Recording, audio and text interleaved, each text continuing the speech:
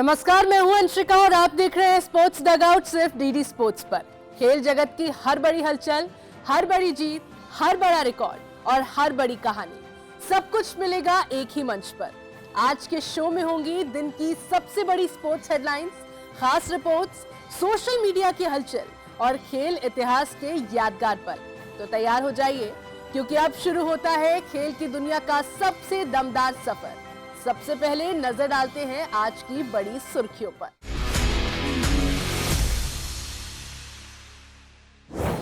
दिनूशा के शतक से भारत की जीत पर पानी, श्रीलंका ने ड्रॉ से बचाई हार।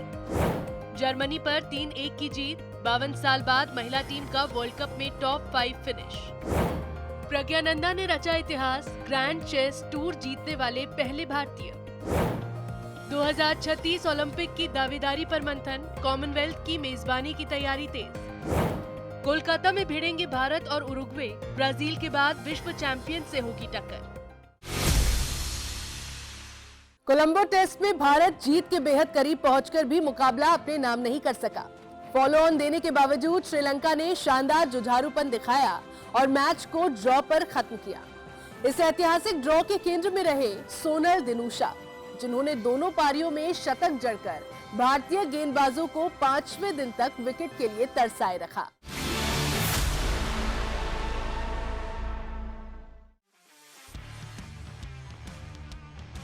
कोलंबो का एसएससी मैदान, 5वां दिन और भारत के सामने था 216 रन की बढ़त के बावजूद जीत हासिल करने का आखिरी मौका। लेकिन श्रीलंका के लिए एक बल्लेबाज दीवार बनकर खड़ा था, सोनल दिनूशा।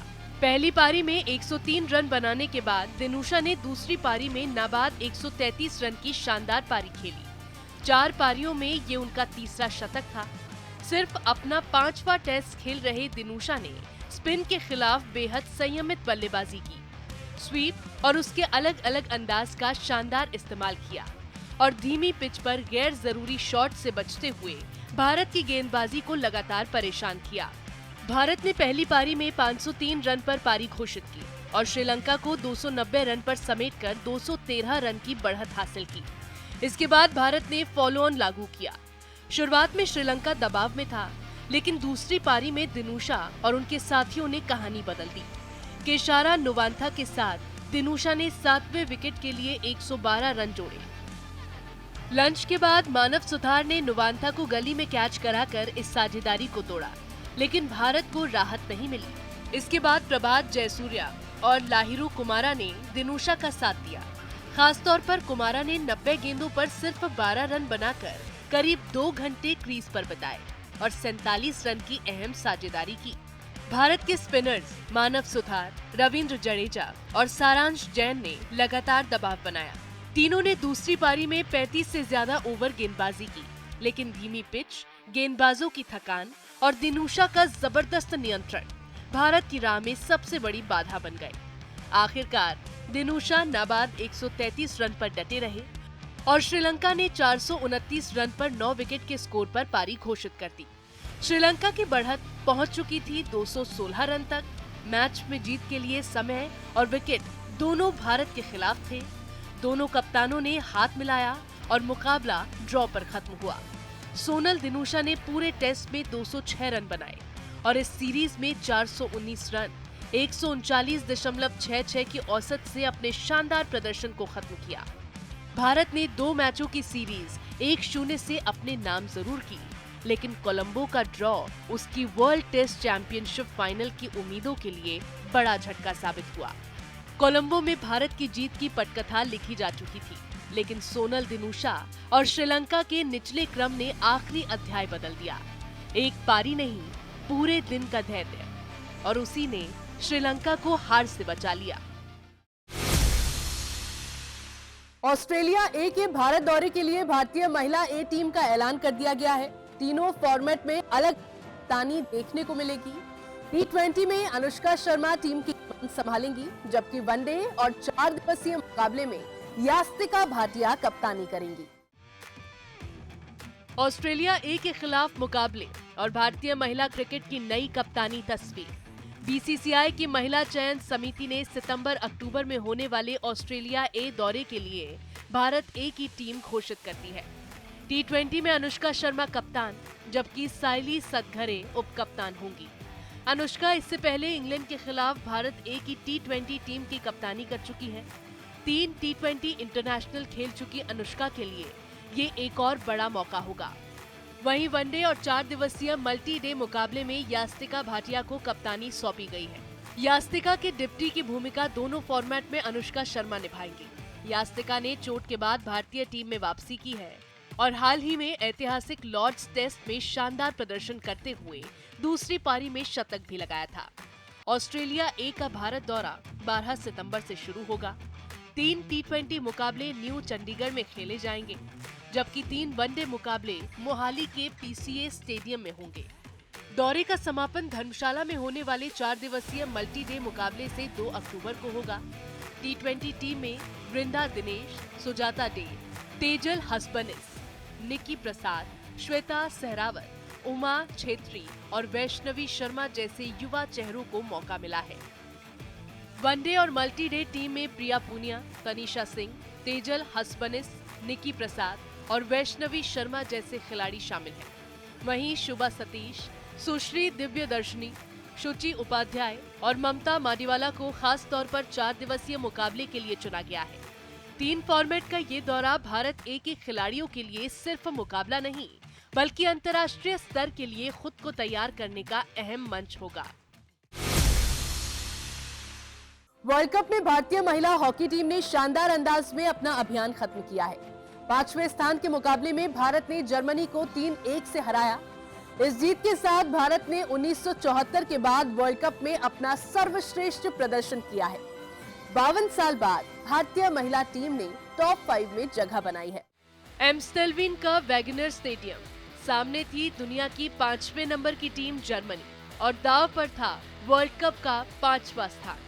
पहले 2 क्वार्टर में मुकाबला बेहद कड़ा रहा। जर्मनी के पास ज्यादा गेंद थी, दबाव भी ज्यादा था, लेकिन भारतीय डिफेंस ने हर हमले का डटकर सामना किया। गोलकीपर बिचू देवी ने शुरुआती पेनल्टी कॉर्नर पर शानदार बचाव किया, जबकि जर्मन गोलकीपर फिंजा स्टार्क ने भी भारत के लिए हमलों को रोकते हुए स्कोर बराबर रखा। लेकिन ब्रेक के बाद कहानी पूरी तरह बदल गई। भारत ने आक्रामक रुख अपनाया और जर्मनी के डिफेंस के पीछे जगह तलाशनी शुरू की। 38वें मिनट में ज्योति के चोटिल होने से भारत को झटका लगा, लेकिन टीम का हौसला नहीं टूटा और फिर आया मुकाबले का टर्निंग पॉइंट। 43वें मिनट में इशिका चौधरी ने सर्कल में शानदार रन बनाया और रिवर्स लिफ्ट के जरिए गेंद को जर्मन गोलकीपर के ऊपर से नेट में पहुंचा दिया। 230 मिनट से ज्यादा समय से वर्ल्ड कप में गोल के लिए तरस रही भारतीय टीम का इंतजार आखिरकार खत्म हुआ। भारत ने यहीं रुकने का नाम नहीं लिया। सिर्फ 1 मिनट बाद पेनल्टी कॉर्नर मिला और नवनीत कौर ने गेंद को गोल में पहुंचाकर भारत की बढ़त दोगुनी कर दी। 2 मिनट, 2 गोल और 0-0 का मुकाबला अचानक भारत के कब्जे में आ गया। अंतिम क्वार्टर शुरू हुआ और नवनीत ने एक बार फिर कमाल कर दिया। गोलकीपर को छकाते हुए उन्होंने गेंद को बड़े संयम के साथ नेट में डाल दिया। नवनीत का दूसरा गोल, भारत 3-0 आगे। जर्मनी ने वापसी की कोशिश की। 59वें मिनट में लिन क्रिंग्स ने रिबाउंड पर गोल कर अंतर कम किया, लेकिन भारतीय डिफेंस ने आखिरी मिनटों में कोई और मौका नहीं दिया। सविता पुनिया के अहम बचावों ने भारत की जीत पक्की कर दी। इस जीत के साथ भारतीय महिला हॉकी टीम ने वर्ल्ड कप में 5वां स्थान हासिल किया। ये 1974 के बाद भारत का इस टूर्नामेंट में सर्वश्रेष्ठ प्रदर्शन है। उस ऐतिहासिक अभियान में भारत 4थे स्थान पर रहा। वर्ल्ड कप में भारतीय महिला टीम के सफर पर नजर डाले तो 2026 का 5वां स्थान एक बड़ी उपलब्धि है। 1974 के अपने पहले वर्ल्ड कप में भारत ने शानदार प्रदर्शन करते हुए 4था स्थान हासिल किया था। इसके बाद 1978 में टीम 7वें, 1983 में 11वें और 1998 में 12वें स्थान पर रही। 2006 में भारत फिर 11वें, 2010 में 9वें और 2018 में 8वें स्थान पर रहा। 2022 में भी टीम 9वें स्थान पर रही थी और अब 2026 में जर्मनी को हराकर 5वां स्थान हासिल करना भारत का 1974 के बाद वर्ल्ड कप में सर्वश्रेष्ठ प्रदर्शन बन गया है। लेकिन अब नजरें अगले मिशन पर है। अगले महीने एशियन गेम्स में भारत के सामने होगी ओलंपिक क्वालिफिकेशन की बड़ी चुनौती। पेरिस ओलंपिक से चूकने के बाद अब लक्ष्य है लॉस एंजलिस 2028 का टिकट। वर्ल्ड कप में भारत ने दिखाया है कि डिफेंस मजबूत है। अब अगर इसी मजबूती के साथ गोल करने की निरंतरता भी आ जाए तो भारतीय महिला हॉकी के लिए आने वाला वक्त और भी सुनहरा हो सकता है। एम सेल्विन में 5वें स्थान के साथ खत्म हुआ सफर, लेकिन भारतीय हॉकी के लिए शायद एक नई शुरुआत हो चुकी है। आज के सोशल मीडिया बज़ में बात करेंगे श्रीलंका के खिलाफ टेस्ट सीरीज में जीत के बाद टीम इंडिया के कप्तान शुभमन गिल का फोकस पूरी तरह पॉजिटिव है। सीरीज जीत की खुशी, शानदार प्रदर्शन का आत्मविश्वास और अब नजरें अगले लक्ष्य पर। कप्तानी की जिम्मेदारी संभाल रहे गिल के लिए ये जीत सिर्फ एक सीरीज की सफलता नहीं, बल्कि आगे के सफर के लिए बड़ा बूस्ट है। जीत का जश्न भी, सीख भी और अब नए लक्ष्यों की तैयारी भी।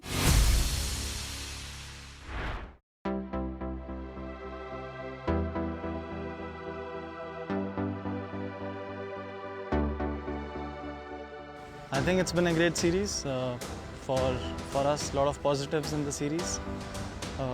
All the youngsters doing well, so that's very pleasing to see.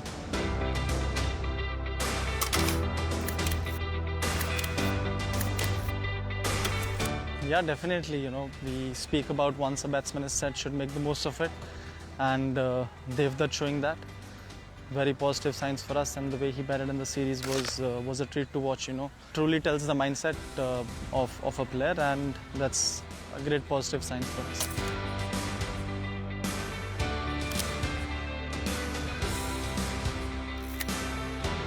He's been magnificent for us, and I think he's going to be someone who's going to be leading the spin attack for India for a very long time. And the way he bowled in this match and even in the first match was a treat to watch. Every time he comes on to bowl, it feels like he's going to create those chances and going to get us wickets, and hopefully he keeps doing that.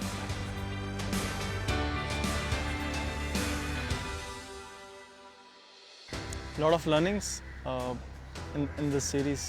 I think we played decently well. Obviously not the result that we wanted in this match. After the day 2, we hoped that it's going to be a win for us, and then Sri Lanka batting the way that they did for these 3 days. Sometimes you got to learn from the opposition as well, and credit to them for the way that they played, and hopefully we have a good series in New Zealand.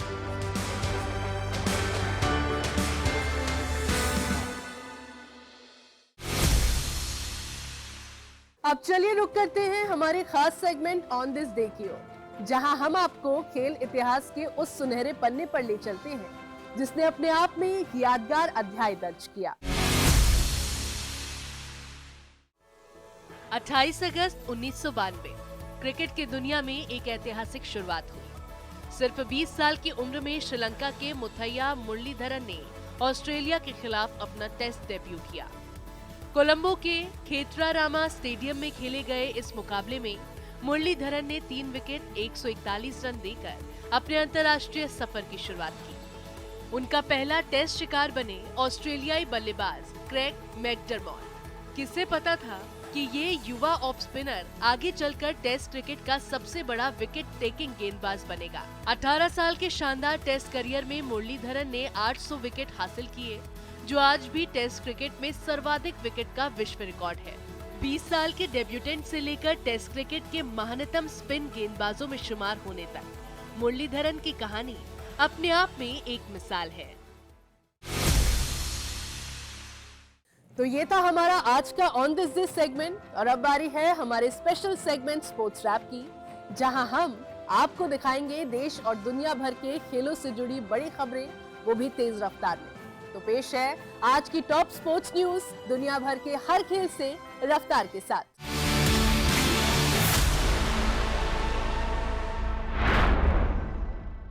Athletics की दुनिया में Brazil के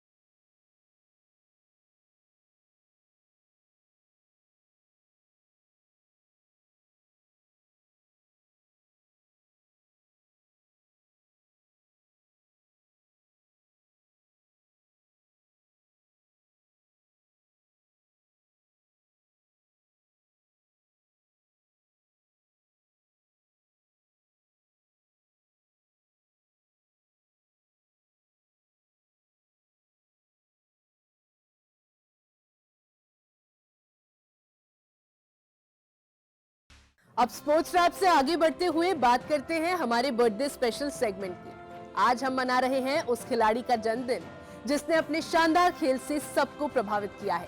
तो आइए जानते हैं उनके बारे में कुछ खास बातें। भारत की तेज रफ्तार धाविका ज्योति याराजी आज अपना जन्मदिन मना रही है।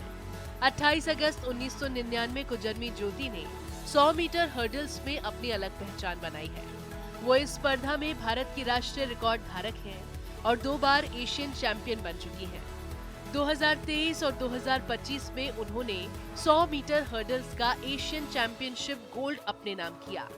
2022 एशियन गेम्स में उन्होंने सिल्वर मेडल जीता, जबकि 200 मीटर में भी 2023 एशियन चैंपियनशिप की रजत पदक विजेता रही। 2024 पेरिस ओलंपिक में ज्योति याराजी 100 मीटर हर्डल्स में भारत का प्रतिनिधित्व करने वाली पहली भारतीय महिला बनी। गति, संघर्ष और आत्मविश्वास की मिसाल ज्योति याराजी भारतीय एथलेटिक्स की नई पहचान है।